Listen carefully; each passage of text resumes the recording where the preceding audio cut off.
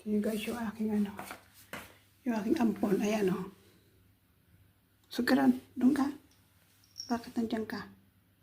Doon ka.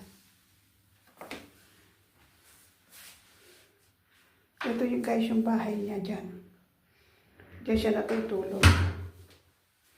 Ayan o, yung kanyang bahay. Ayan o. Diyan siya natutulog. Na. Ito yung kainan niya. Ayan.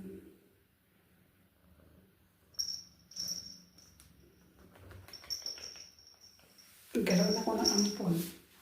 Itinatago ko siya dito sa ano kasi gusto ni Sir paalisin ko. Naawa naman ako yung isa. Nandiyan sa labas. Naawa ko. Naano yung isang mata niya. Okay, kumain ka na dyan.